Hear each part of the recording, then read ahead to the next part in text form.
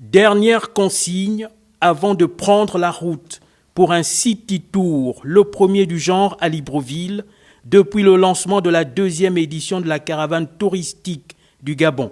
À bord du camion Safari, les caravaniers, avec à la tête du cortège Kouya, la mascotte, vont marquer plusieurs arrêts. De la baie des Rois, le ponton des esclaves de Libreville, aussi appelé ponton de la Liberté, en passant par le monument du capitaine Charles Tchoréré, sous la direction d'un guide touristique. On a vu la zone de Lui, on va dire aussi la présidence, la zone du Fort de Mal en face de Air France, des sites marqués d'histoire, mais aussi des sites qui montrent l'évolution de Libreville. Il s'agit donc de faire découvrir aux Gabonais le Libreville. Ils sont tous les jours dans Libreville, mais ils ne connaissent pas l'histoire de Libreville.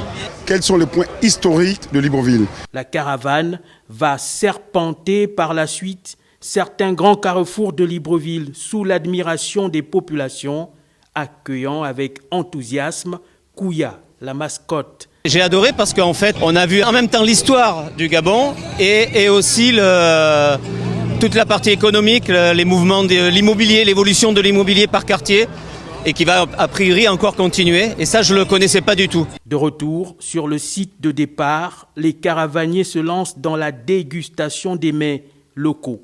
Sur notre buffet aujourd'hui, vous avez des produits du quotidien, les produits de nos régions qui sont mis en avant. Vous avez des mousses de taro, des cakes faits à base d'essence de manioc et farine de manioc. Nous avons accompagné cela avec les feuilles de manioc. Pendant la caravane, ce que nous allons faire tous les week-ends, amener les Gabonais à découvrir Libreville. Un city tour qui vise à présenter les sites emblématiques de Libreville, offrir une expérience ludique et éducative et promouvoir le tourisme local.